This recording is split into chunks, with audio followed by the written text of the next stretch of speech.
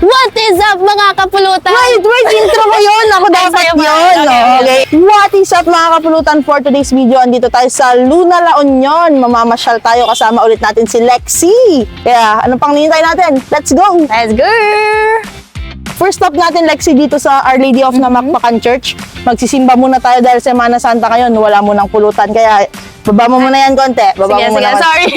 Tara, simba muna tayo. Andito nga tayo sa Our Lady of Namakpakan Church or tinatawag na Apo Bakut. Itong miraculous 6 foot 4 inch wooden statue that arrived in Luna La Union, Philippines. Kilala din siya sa kanyang mga miracles, kaya kung pupunta kayo ng Luna La Union, mag-drop by kayo dito. After namin nag-pray sa church, sumayaw muna kami ng hawak mo ang beat. Then may nakipicture na mga kapulutan. Alright sa inyo. Saka tayo dumiretso sa ating second stop. Ayan, second stop natin dito sa Baluarte Watchtower. Located siya dito sa Barangay Victoria, Luna La Union. Balita ko kasi, isa to sa mga tourist spot dito sa Luna La Union. Maraming mga turista yung nagpupunta dito, kaya ano pang hinihintay natin? Silipin na natin, let's go! Isa nga ang Baluarte Watchtower sa mga pinupuntahan ng mga turista dito sa La Union. Kung trip nyong magpa-picture and magpa-drone shot sa mga tao dito, pwedeng-pwede. Any amount naman yon, mag-tip na lang kayo kasi magaling naman talaga silang kumuha. And hindi nila kayo pipilitin kung ayaw nyo, mababait ang mga tao dito sa La Union, syempre. Alright.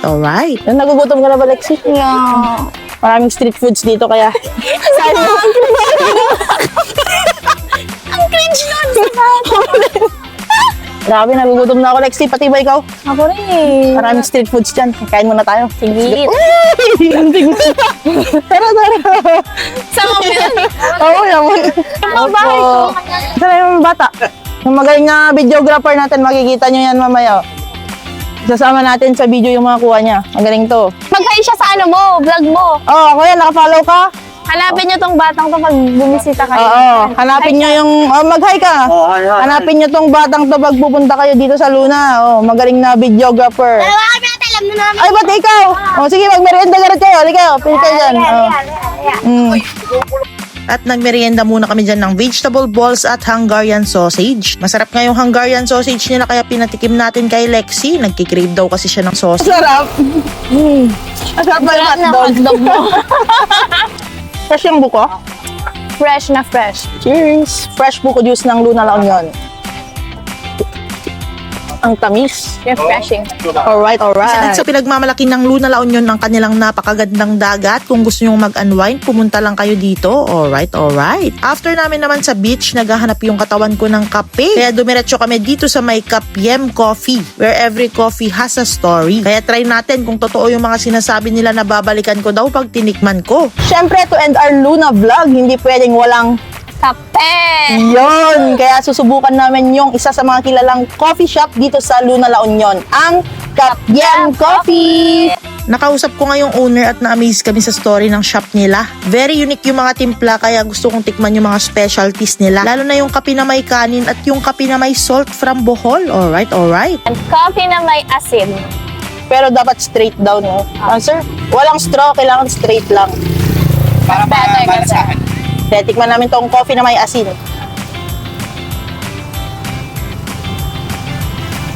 Sarap. Tapos may iwan siya dito. Oo nga po, sir. May iwan dito sa lips. Tikman mo. Ngayon ako nakatikim ng ganyan. Ang galing. Oh, naiiwan yung lasa ng asin sa lips. Sarap siya, mas try siya.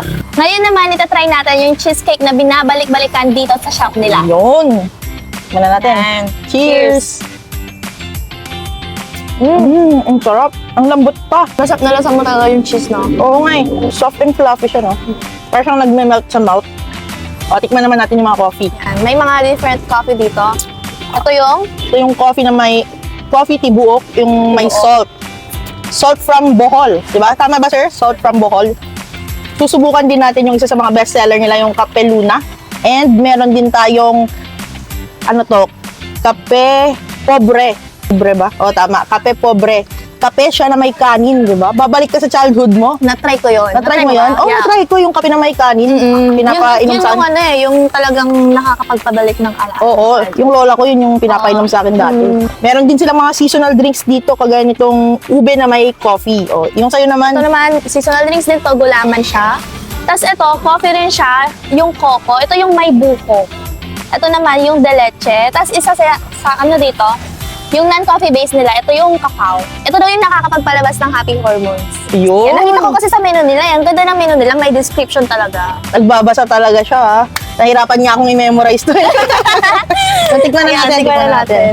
Di na namin i-explain isa-isa yung lasa, baka abutin tayo ng umaga. Pero personally, yung pinaka nagustuhan ko yung kape tibuok. Coffee siya na may salt from Bohol. Si Lexi naman nagustuhan niya yung cacao drink nila. Kung di kayo mahilig sa kape, subukan nyo to. O baka sabihin nyo, nag-e-etchos lang ako, kaya nagtanong din ako sa mga Oh, locals. lagi ba kayo dito sa Kapyam Coffee? Yeah! Ano yung pinakamasarap nilang drinks? Matcha!